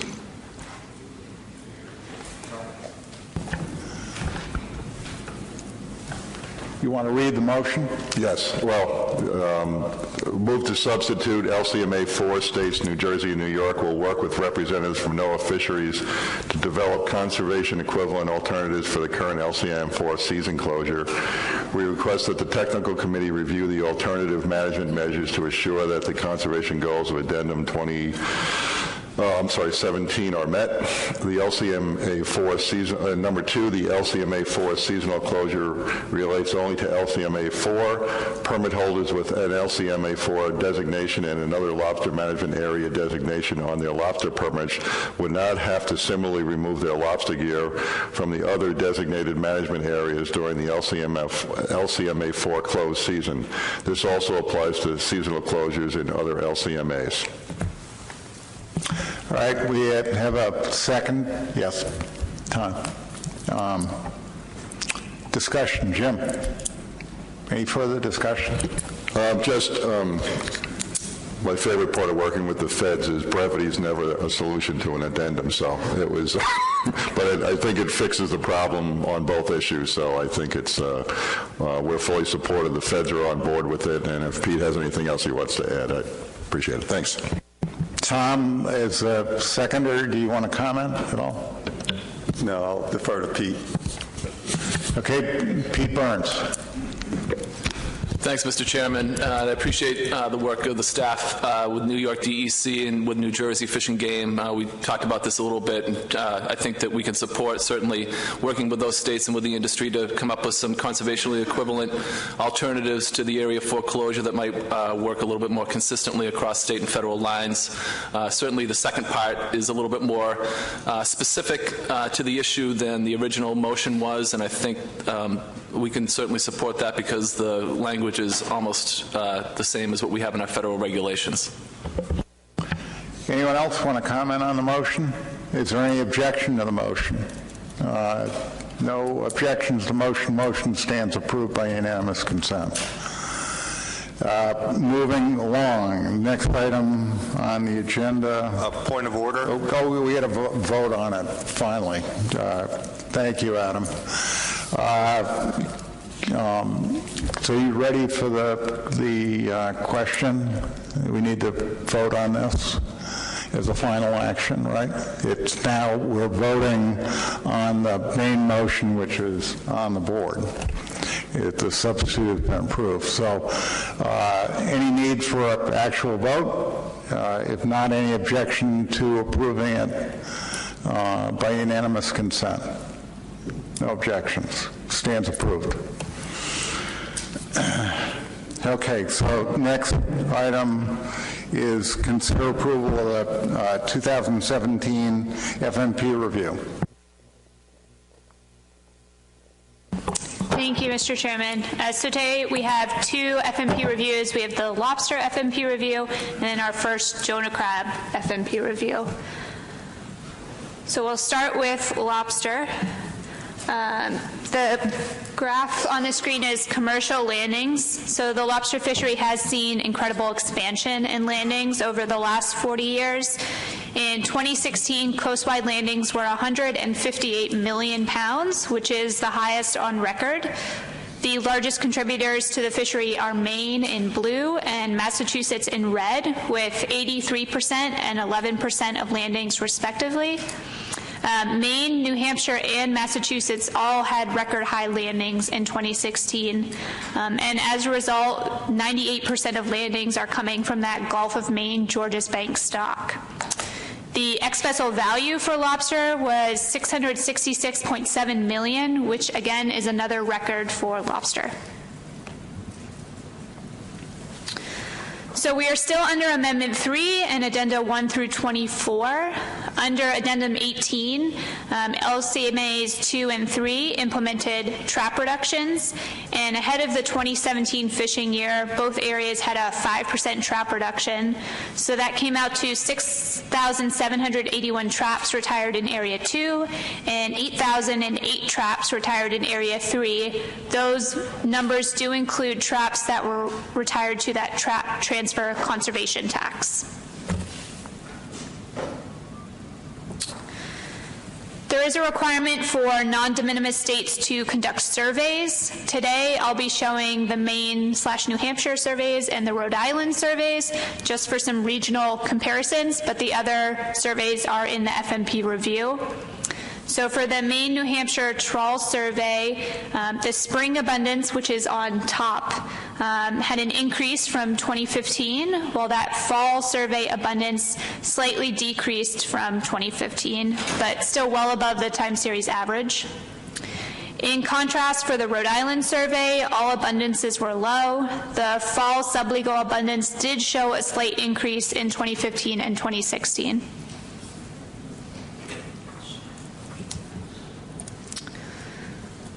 Next slide is the ventless trap surveys. So again, it will be Maine on the left and Rhode Island on the right.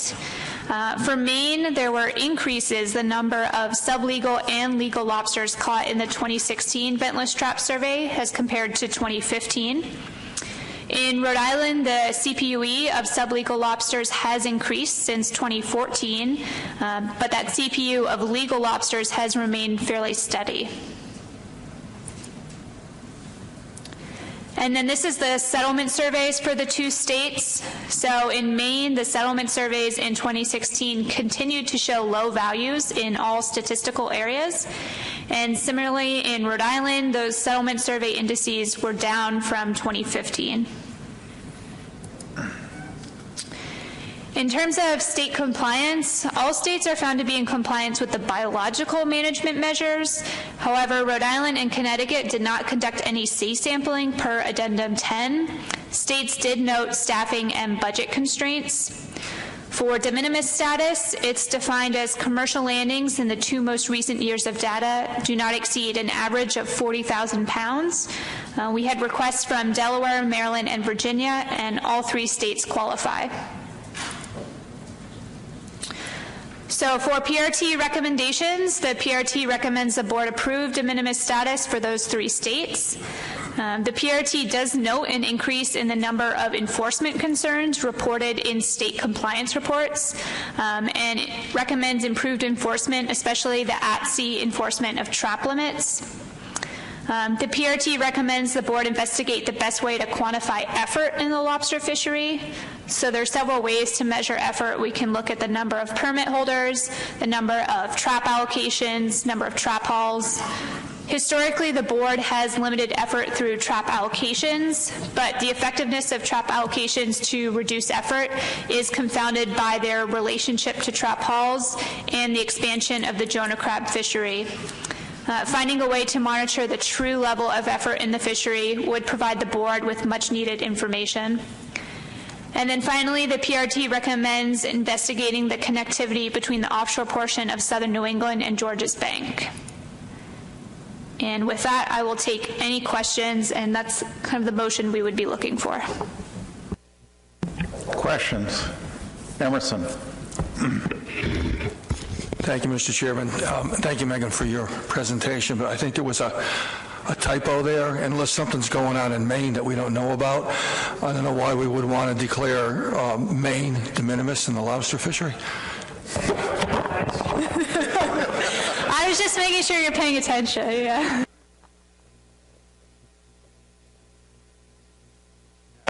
Pat seconded that motion.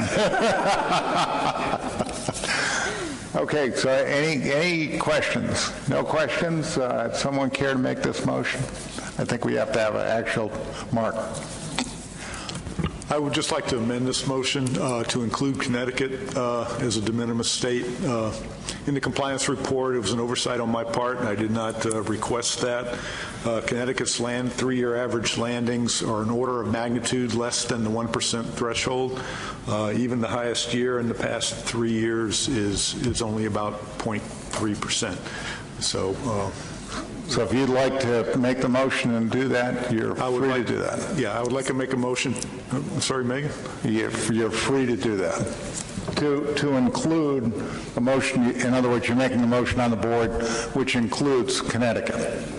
I'm making a motion to amend to include... No, there's no motion on the table, so if you want to make that as a motion and include Connecticut, in terms of de minimis, you can do that. I'll just jump in here. I think you mean for Jonah crab, which will be the next one. This is for lobster. So no worries. Okay. So if someone want to make this, I think we need an actual motion on this. Doug? Move to approve the 2017 Lobster FMP review, state compliance reports, and de minimis status for Delaware, Maryland, and Virginia. Is there a second? Seconded by Roy. Any discussion on this? Any objection to the motion? Motion stands approved by unanimous consent. Megan. All right, we'll move right along to the Jonah crab FMP review. So this is the first FMP review for the species.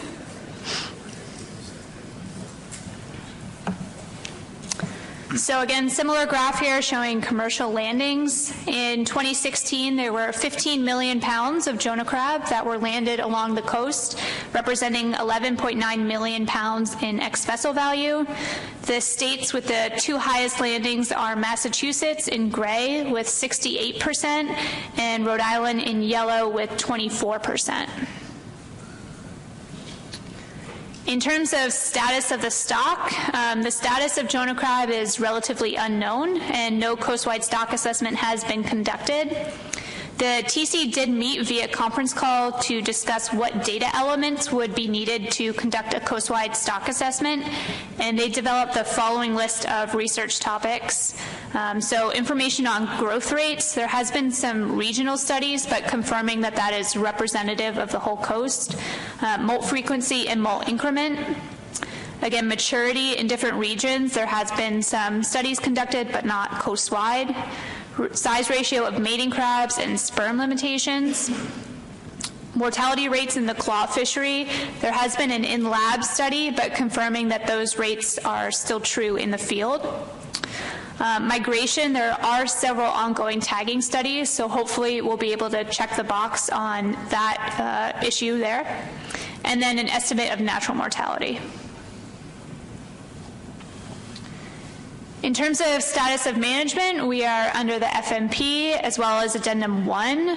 I will note that Addendum 2, the implementation date for that is January 1st, 2018, and that established the coastwide standard for claw harvest as well as defined bycatch. Some states have implemented this, but for those who haven't, that is the deadline. States were asked to extend their sampling programs to Jonah crab. I'll be showing the Maine surveys and the Massachusetts surveys, again, just for some regional differences here, but the other states' information can be found in the FMP review. So this is the Maine, New Hampshire trawl survey. Spring is on the top and fall is on the bottom. The spring abundance indices have significantly increased since 2013. In the fall, the abundance indices for Jonah crab were slightly less than 2015, but still well above the time series average. And then this is the Massachusetts trawl survey. We have spring on the left and fall on the right. Similar story here, so there is an upward trend in relative abundance in both seasons, particularly in the spring survey since 2010. In terms of state compliance, most states are in compliance with the FMP and addenda. 2 states have not implemented Jonah crab regulations. New York has not implemented the full suite of management measures. They do currently prohibit the harvest of egg-bearing females, and they have the recreational harvest limit of 50 crabs. The other provisions are expected in early 2018. And then Delaware has not yet implemented Jonah crab regulations. Delaware delayed implementation in anticipation of changes to the lobster regulations through Addendum 25. And this is given the small size of their lobster and Jonah crab fishery, as well as it's a costly process.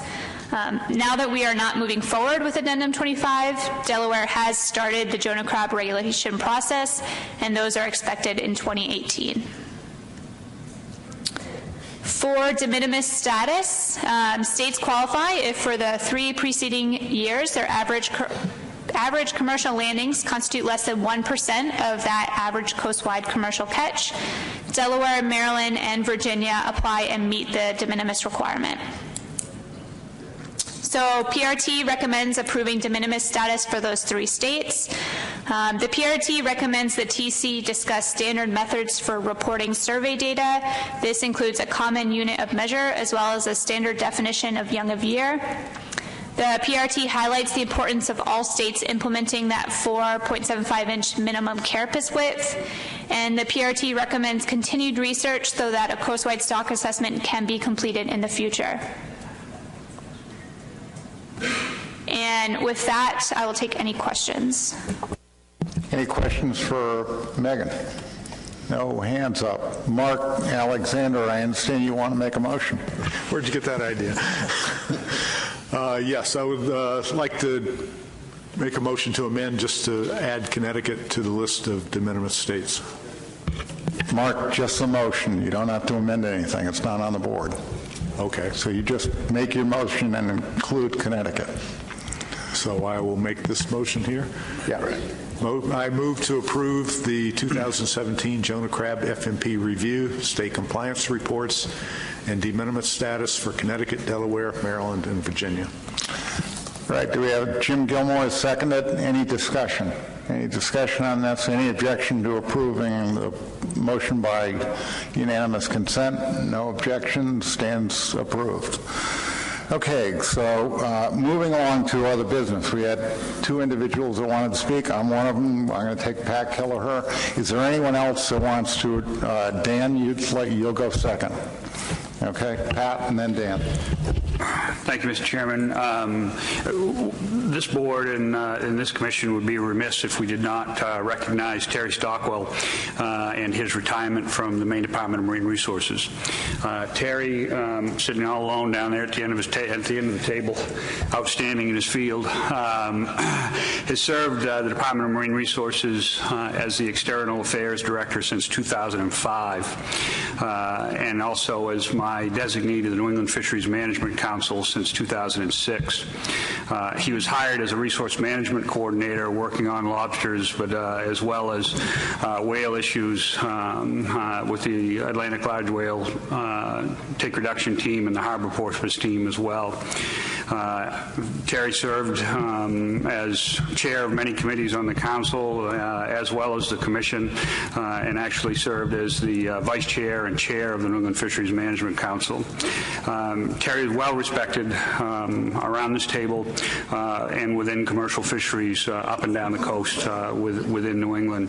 And frankly, he's been a mentor to me. Even as a member of my staff, I learned a tremendous amount from Terry, and I could turn him loose to come to these meetings without feeling like I had to worry about the direction that he was going to be moving the state of Maine. And he certainly has been missed. Every time I go to a New England Council meeting, I miss him greatly. But he certainly has been missed in my office, and want to recognize him here today. I know the executive director has a little token of the commission's appreciation. And Terry, to avoid you having to carry something back to the state of Maine, I also have something in my office for you as well. It's not brown liquid, but it'll hang on the wall and look good. that's a ploy to get me to come to Augusta. Bob? Thank you, Mr. Chairman. Just, I don't have a lot to add to what Pat said, is from the commission perspective, other than a big thank you for Terry for all the years of serving as proxy for George LaPointe before Pat Kelleher, and Pat over the last 11 years. I think you have at least a total of 11 years here sitting around this table. So on behalf of the commission, thank you for that. I've got a commissioner pin that I will bring down to you and a letter of recognition of your service on behalf of all the commissioners. So thank you, Terry.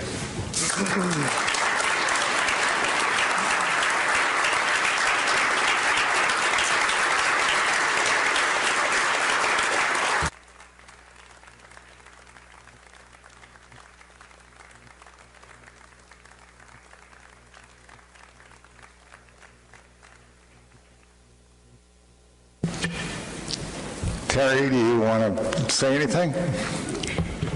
Yeah, thank you, Mr. Chairman. I will be brief because I don't want to stand in the way of everyone getting lunch.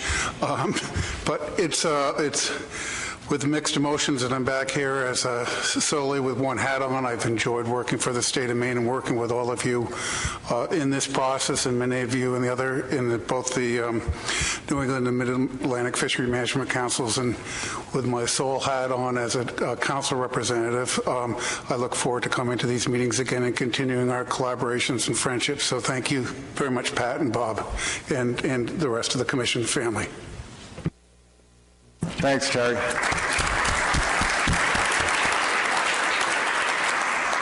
Dan? Thank you, David. As I mentioned earlier, I'd like to have the board consider adding to the annual plan review team summaries of the status of the fishery some efforts, statistics, specifically number of active permits, number of traps fished, and number of trap hauls that states could submit. Right now, the Section 2.1 in the plan review talks about the commercial fishery status, but only landings are included. So I think it would be appropriate, in light of today's presentation from Maine, that they now have a good handle and good statistical precision for some of these estimates, to bring those forward. And I do that because I think it's important when you think about the related issues, such as the herring fishery, the menhaden fishery, the whale issues. I think it's necessary that we get a better handle on the performance of the fishery in its totality. Comments on that suggestion? Any objections?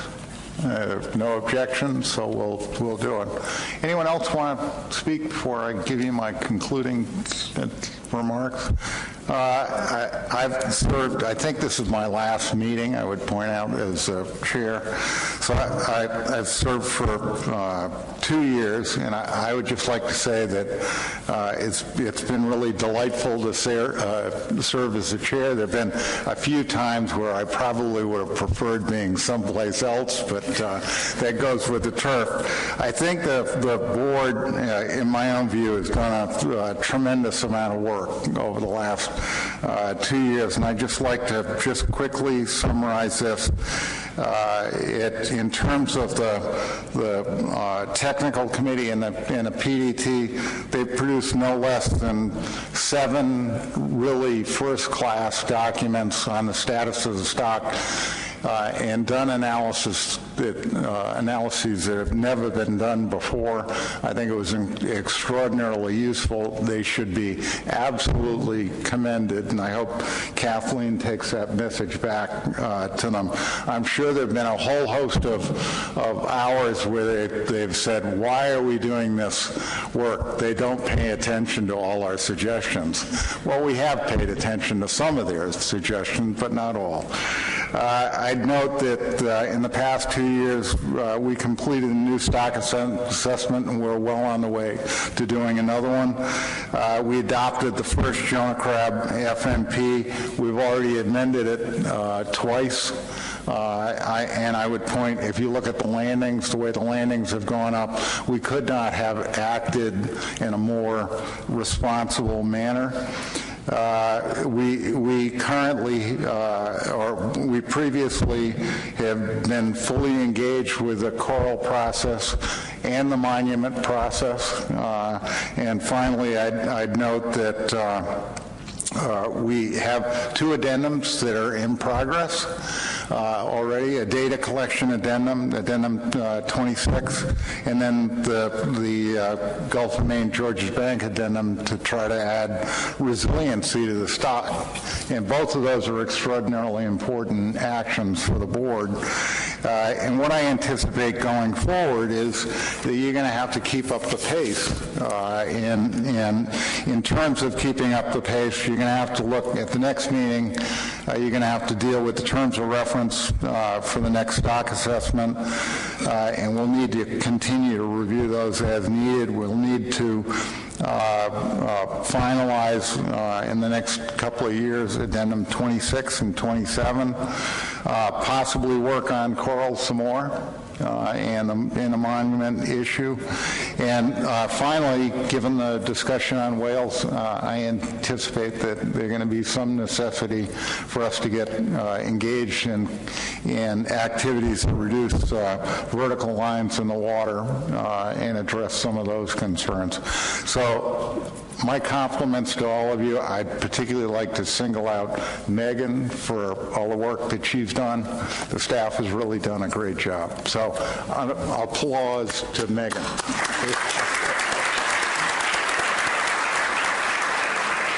Any other business to come before the board? Bob? No other business, meeting adjourned. Bob? Two quick announcements. One is there are a couple cards around the table, I think, Tina, for Laura Leach. She's recovering, doing, on her road to recovery, but it's going to be a long, slow process for her, and she wasn't up for traveling down here. So there's some cards to sign for commissioners to sign to send up to Laura just to let her know we're thinking about her. And then the second thing is we're going to start the TATOG meeting promptly at 12:25. 1:25. We can go right now if you want. Lunch is optional. This afternoon's pretty crowded, and we've got a hard stop for the welcome reception tonight, so we're going to need to be as efficient as possible this afternoon. So I'm not sure if this was announced or not. The transportation to the aquarium tonight for the welcome reception is via bus. There's 3 buses that are leaving, one at 5:25, one 5:35, and one 5:45. So we're going to need to get done with Herring pretty close to 5 so we can get onto those buses. But and we're going to need people to get on the first bus because the bus can't leave until it's full. We need sort of to fill all 3 buses to make sure everybody can get over there. So 5:25, 5:35, 5:45 is when the buses are leaving. So those are the announcements. I'll see everyone at 1:25.